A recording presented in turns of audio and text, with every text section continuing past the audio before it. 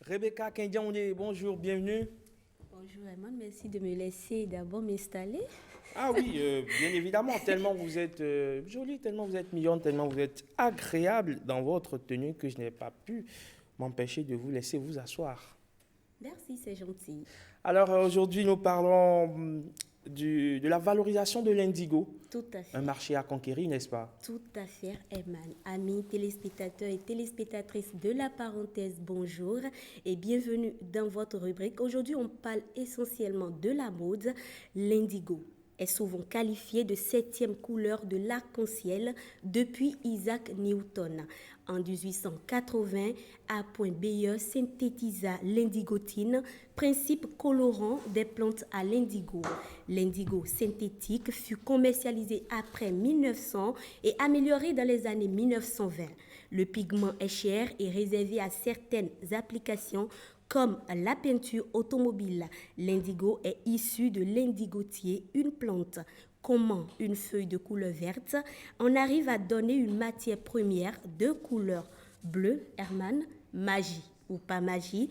Aujourd'hui, on vous dit tout, enfin, presque tout. Ce sera avec Madame Nadia Adanlé.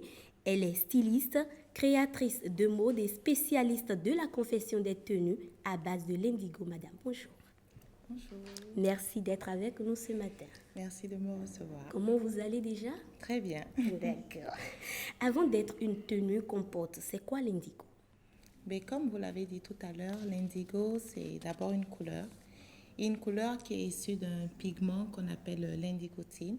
Et ce pigment-là est contenu dans une plante qu'on appelle l'indigotier.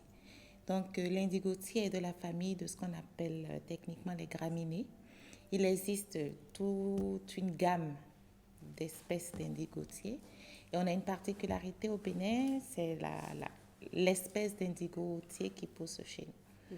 Donc c'est ce pigment qu'on extrait et après il y a plusieurs supports pour fixer cette couleur-là. Et l'un des usages de ce pigment serait la teinture de textile. D'accord. Alors, une feuille d'apparence verte, hein, comment peut-elle donner une matière première de couleur bleue? Magie ou bien c'est pas de la magie? C'est de la magie, mais c'est de la magie qui s'explique. Donc le pigment est contenu dans la feuille et cette feuille, une fois qu'elle est broyée, permet de libérer ce pigment-là. Mais ce pigment libéré de cette sorte-là n'est pas soluble dans l'eau. Donc on passe par un procédé de réduction, de fermentation, ce qui permet de rendre ce pigment-là libre et capable de se fixer sur un textile par exemple. Mais quand on plonge un tissu partant d'une base blanche dans de l'indigo, c'est qu'on ressort les premiers instants n'a pas une couleur bleue, ça a une couleur jaunâtre et c'est cette couleur-là qui est après transformée avec l'oxygène de l'air et qui progressivement vire au bleu. D'accord. Alors, comment peut-on porter l'indigo? En pantalon, robe ou bien même en bomba? Tout ce qu'on veut et pas seulement en vêtements, également en linge de maison. Donc il y a divers et multiples usages pour l'indigo. D'accord. Alors, parlons de la commercialisation de l'indigo comme identité africaine. Comment procédez-vous? Bon, moi, ça fait plus de 10 ans que je travaille sur l'indigo. Et en faisant le tour, j'ai vu qu'au niveau de notre sous-région, il y a quand même plusieurs pays qui portent l'indigo. Nous avons une chance, c'est que l'indigo du Bénin, ce n'est pas l'indigo du Togo, ce n'est pas celui du Burkina, ce n'est pas celui de la Côte d'Ivoire. Donc chaque pays a sa façon de travailler l'indigo et a ses motifs qu'il développe. Et pour le commercialiser, justement, une fois qu'on connaît le produit, on connaît la provenance et on connaît les spécificités de chacun de ces produits, bien, on les propose. Malheureusement, on note quand même une régression de l'utilisation de ce textile-là. Donc, pour le commercialiser, ce n'est pas forcément évident parce qu'on lui reproche quelques petits défauts dont la déteinte. Parce qu'une fois qu'on a porté l'indigo, parfois on ressort bleu. Et on est en train de travailler sur tout ceci. Ça s'explique. C'est le corps? C'est le corps, sur le corps et parfois même sur les... Partout où on met de l'indigo, on a le risque de laisser des traces de bleu. Mais ceci s'explique, comme je le disais, la méthode traditionnelle ne donnait pas cette déteinte-là. c'est parce qu'il y a eu plusieurs phénomènes, dont la désertification, l'accès difficile à la plante, ce qui fait que les indigotières ont commencé à utiliser une poudre synthétique. Et cette poudre synthétique n'a pas la même capacité d'attache que la substance naturelle. Donc, quand ça déteint, ça voudrait dire qu'il y a la poudre synthétique sur le textile.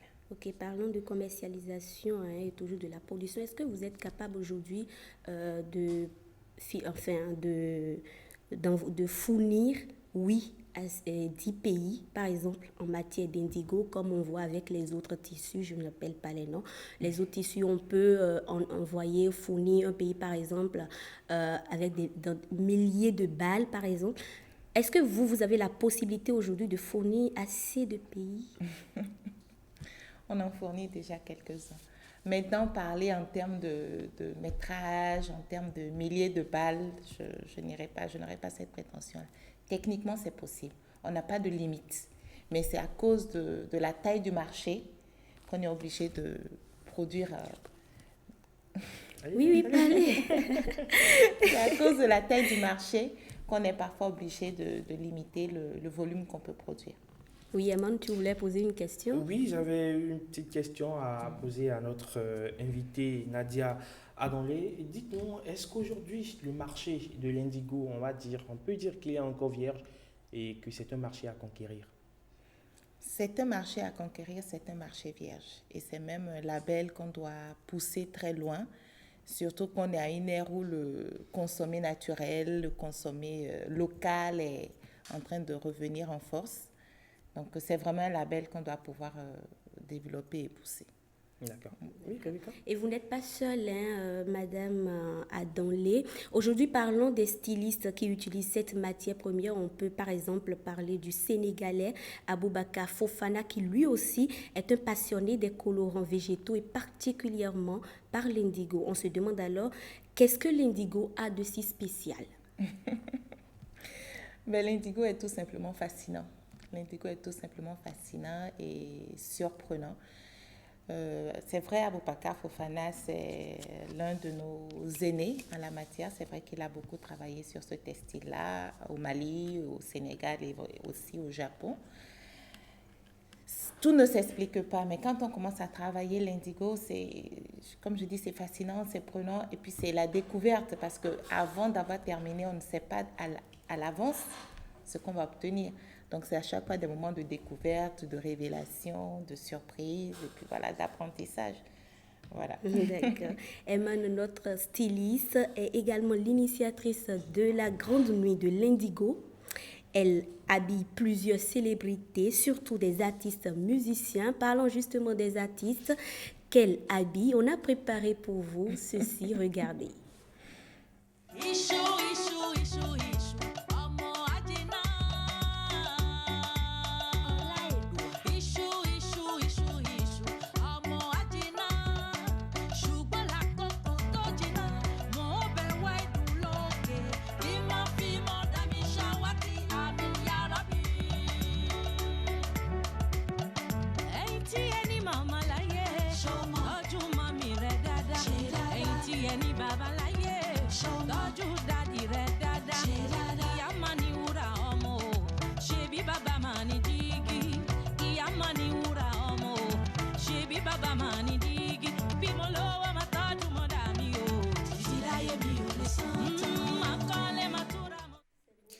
C'est très beau, c'est très beau. On a reconnu là le trio Teriba. Teriba, oui, exactement. C'est elle qui habille le trio Teriba. Alors, qu'est-ce que ça fait d'habiller des célébrités? Qu'est-ce que ça fait? Ben, quand on a commencé, elles n'étaient pas des célébrités. On a commencé depuis 2008. Bon, elles étaient connues, mais pas aussi connues qu'aujourd'hui. Donc, on est en train de grandir ensemble et c'est aussi là le plaisir de l'aventure, ne pas forcément viser haut, partir du même niveau et puis grandir ensemble.